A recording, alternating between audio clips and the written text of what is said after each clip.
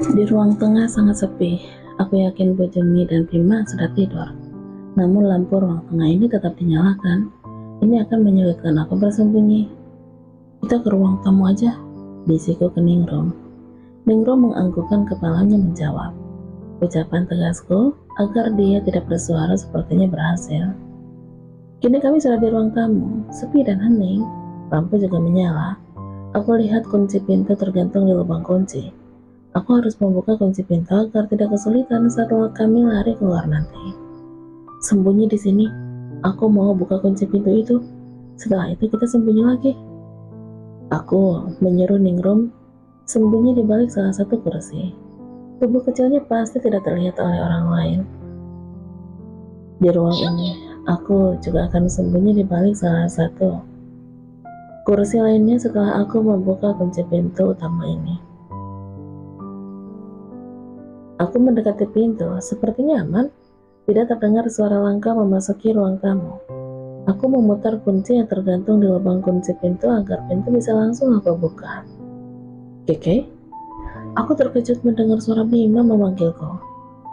Aku balikkan badan. Bima berdiri menatapku. Ningrum tetap bersembunyi di balik kursi yang berjarak 2 langkah dari Bima berdiri.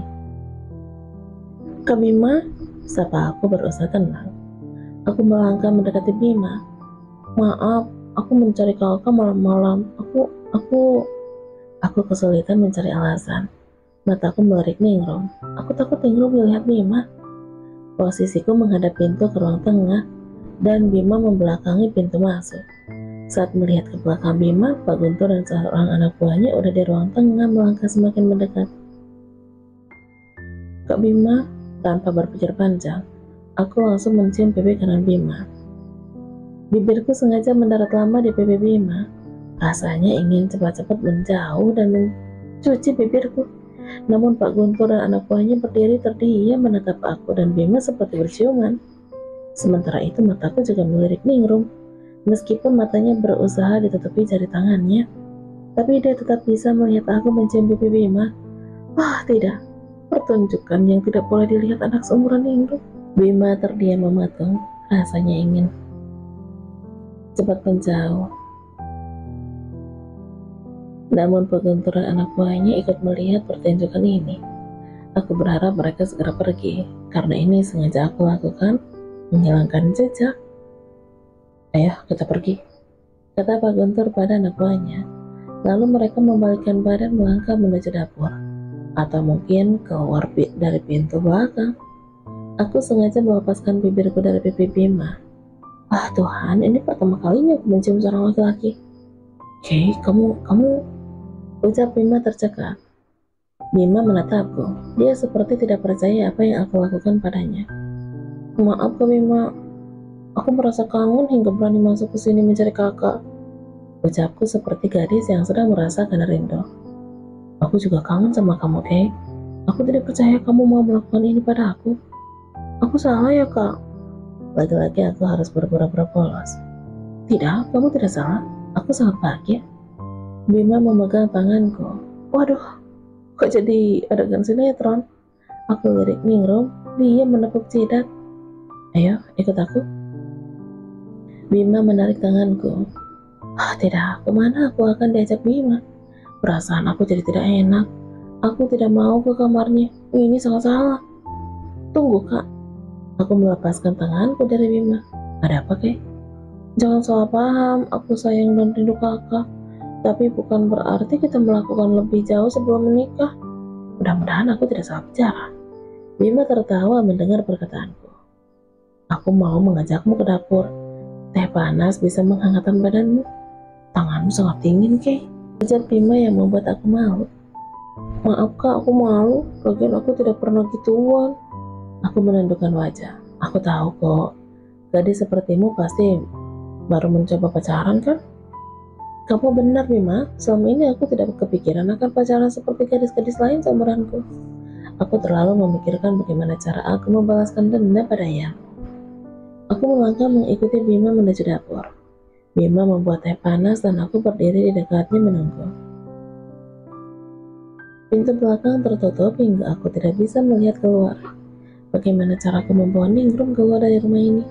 Ini menyulitkan aku karena Bima selalu mengekoriku. Ayo kita duduk, ajak Bima sambil membawa segelas teh hangat. Kami melangkah ke kursi meja makan lalu duduk. Ayo minum ke, kata Bima. Masih panas kak? Airnya aku campur, ini anget-anget kuku kok. Aku menenggak sedikit teh itu. Bima terus menatap dengan cinta. Aku berhasil membuatnya jatuh cinta. Meskipun ayahnya banyak gadis yang bisa memuaskan nafsu, sampai sekarang dia masih memperlakukan aku dengan sopan. Ciumanku tadi sama sekali tidak dibalasnya. Bahkan tangannya tidak ikut memelukku saat dengan ciuman berlangsung. Oke, boleh aku kenalan dengan orang tuamu? Waduh, Bima ternyata menganggap serius hubungan palsu ini. Baru juga sehari jadian, malah ingin kenalan sama orang tuaku.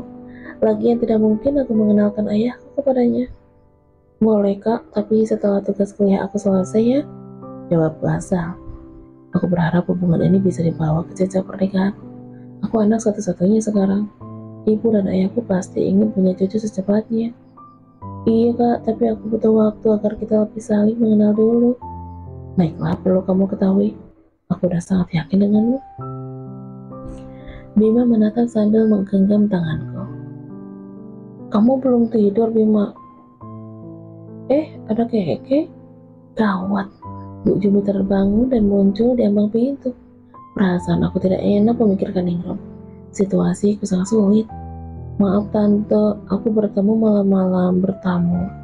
Sapaku ramah. Bima langsung melepaskan tanganku. Tidak apa-apa, Kei. Bu Jumi melangkah mendekat. Angka sudah balik dari kota? Tanya Bu Jumi. Belum tante, jawabku. Ternyata yang dipikirkannya selalu kakak sepupuku. Suami gila gadis-gadis muda dan istri gila berondong tampak. Anaknya dimabuk cinta. Keluarga aneh.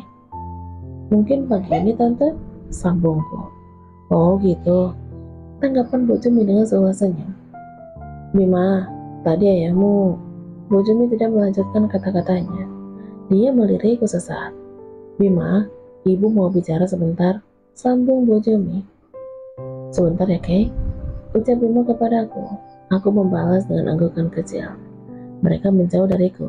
Di sudut ruang makan ini, anak dan ibu itu berbicara serius.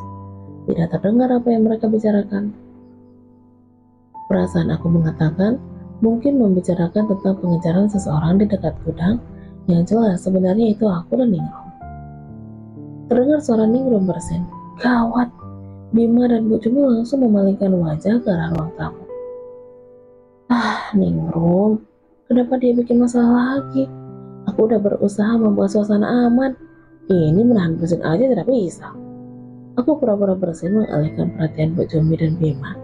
Aku mencoba bersin kedua kalinya. Oke, kamu tidak apa-apa? Tanya Bima menatapku. Aku hanya bersin ke Bima, jawabku. Aku lihat Bu Jumi seperti ragu. Kalau yang bersin pertama kali bukan dari arahku. Dia menatapku dan juga memalingkan wajah ke arah ruang tamu. Sepertinya aku tidak berhasil mengalihkan perhatian Bu Jumi. Tapi tadi sepertinya bukan Keke yang bersin. Ibu dengar dari arah ruang tamu loh, ucap Bu Jumi kepada Bima. Itu Keke Bu, hanya dia yang bersin. Kalau bukan Keke lalu siapa lagi? Bima menanggapi perkataan ibunya. Iya tante, aku barusan bersin. Aku mempertegas ucapan Bima. Tunggu. Bu Jumi menatap ke arah ruang tamu. Gawat, Bu Jumi melangkah ke ruang tamu. Melihat ibunya menuju ke ruang tamu, Bima juga ikut melangkah. Aku segera bangkit dari dudukku dan juga ikut ke ruang tamu dengan perasaan berdebar kalau Ningrum ketahuan. Lihat, pintunya terbuka. Bu Jumi menunjuk ke pintu utama. Pintu terbuka. Mataku langsung mencari Ningrum di balik kursi persembunyiannya. Tidak aku temukan Ningrum. Apakah dia keluar barusan hingga pintu dibiarkan terbuka saking terburu-burunya? Bagaimana kalau dia ditangkap oleh anak buah Guntur? Gawat, aku harus segera meninggalkan rumah ini. Kamu mencari apa, Kay? Tanya Bu Jumi saat mataku melihat ke dekat kursi. Tidak ada tante, tadi rasanya aku melihat kucing, ternyata aku salah. Jawabku mencari alasan. Siapa yang buka pintu? Kata Bima menatap pintu. Tadi pas aku masuk pintu tidak dikunci, Kak Bima. Aku sempat nanya Kak Bima ke seorang laki-laki yang keluar dari pintu rumah ini. Katanya Kak Bima ada di dalam. Makanya aku masuk. Aku mengarang cerita agar mereka tidak curiga. Siapa lelaki itu, Kak? Bu Jumi sangat penasaran menanggapi cerita bohongku. Aku tidak tahu. Aku kira dia salah satu yang bekerja sama tante. Dia sangat leluasa keluar masuk rumah ini. Pasti ya, dia yang dicari ayah, Bu. Ucap Bima ke ibunya. Tapi tadi suara bersin itu suara perempuan, Bima. Bu Jumi masih curiga dengan suara bersin Ningrum. Itu suara Keke, Bu. Iya, Tante, itu suaraku. Timpaku. Oh, kalau gitu kamu hubungi ayahmu. Bilang ada seorang laki-laki yang keluar dari rumah ini sebelum Keke masuk. Ucap Bu Jumi kepada Bima. Bima menganggukkan kepala menjawab. Oke, kamu masih ingat wajah laki-laki itu? Tanya Bu Jumi. Dia memakai topi, jadi kurang jelas. Yang aku ingat dia berkumis dan ada tato di pergelangan tangannya. Selebihnya aku lupa. Aku mengarang cerita lagi. Bu Jumi dan Bima terdiam seperti berpikir tentang ucapanku. Tante, Kak Bima, aku balik dulu ya. Aku ingin secepatnya mencari Ningrum. Aku takut dia tertangkap. Bima, antar Keke. Lagian udah larut malam. Titah Bu Jumi kepada Bima. Tidak usah tante, aku bisa jalan sendiri. Aku berusaha menolak. Tidak kayak kamu perempuan, dan ini udah sangat malam. Bima masih kekeh ingin mengantarkan aku. Aku terpaksa setuju. Aku diantar Bima. Dalam kegelapan malam, kami melangkah. Sambil melangkah, aku terus melihat ke sekitar, berharap melihat Ningrum. Aku sangat mencemaskan bocah itu. Kamu sangat gelisah, Kay? Aku hanya sedikit waspada tentang laki-laki yang aku temui di depan rumah Kak Bima tadi. Alasanku. Sebaiknya kamu menginap di rumahku aja. Aku sangat mencemaskanmu. Bima menghentikan langkahnya. Waduh, aku serba salah dalam menjawab. Tidak usah Kak, engkau juga akan sampai sebentar lagi. Tapi aku mencemaskanmu. Aku bisa kunci pintu dan tidur, jangan khawatir Kak. Akhirnya Bima menuruti kemauanku. Dan akhirnya kami sampai di depan rumahku. Terima kasih Kak, aku udah sampai. Sebaiknya Kakak balik pulang. Aku berdiri di depan pintu menghadap Bima. Sebaiknya kamu masuk dulu biar aku tenang. Bima belum beranjak dari teras rumahku. Aku lupa tidak membawa kunci, hingga tidak bisa masuk melalui pintu depan. Aku dan Ningrum keluar melalui pintu belakang. Tadinya, saat meninggalkan rumah, aku lupa tadi keluar lewat pintu belakang. Ucapku melangkah ke samping. Bima masih mengikutiku hingga ke pintu belakang. Sampai di depan pintu belakang, aku segera ingin masuk. Namun niatku terhenti. Mendengar Bima berteriak melihat ke arah semak-semak. Siapa di sana? Teriak Bima. Ada apa Kak? Tanya aku ke Bima sambil melihat ke arah mata Bima. Ada seseorang di balik pohon itu, Kek. Kamu tenang di sini. Lalu Bima mengeluarkan pisau lipat dari saku celananya dan melangkah mendekati pohon yang tidak jauh dari kuburan Karani. Aku mencoba melihat ke dekat pohon tersebut. Bima benar, ada seseorang di balik sana. Meski tidak terlalu jelas, baju yang dipakainya tidak sepenuhnya tertutup pohon tempat dia bersembunyi. Dari ukuran tingginya aku yakin bukan Ningrum. Ampun Tuan Bima, seorang wanita seumuran Bu Jumi keluar dari balik pohon. Dari cara bicaranya sepertinya sudah mengenal Bima. Bu Jenab, Bima terkejut menyebut nama wanita itu. Ampun Tuan, aku tidak bermaksud membuatmu terkejut. Aku hanya ingin mencari suamiku. Ucap wanita yang dipanggil Jenab itu. Kenapa harus bersembunyi di sana? Kamu hampir membuat aku menusukkan pisau ini ke kamu. Aku melangkah mendekati Bima yang berdiri berhadapan dengan wanita itu. Aku mencari suamiku. Katanya dia mau ke rumah Tuan. Tapi hingga sekarang belum juga kembali. Ngapain suami kamu ke rumahku? Dia membawa Ningrum. Wanita bernama Zainab itu tidak melanjutkan kata-katanya. Matanya melirikku seperti tidak mau aku tahu apa yang akan disampaikannya. Keponakannya bernama Ningrum. Berarti wanita ini bibinya Ningrum. Dan lelaki yang dibunuh dan dikubur adalah suaminya. Tapi kenapa dia sembunyi di balik pohon dekat rumahku? Oh, aku ngerti. Ayo ikut aku ke rumah. Ajak Bima kepada wanita itu. Tapi wanita itu ragu, segera melangkah. Tapi apa?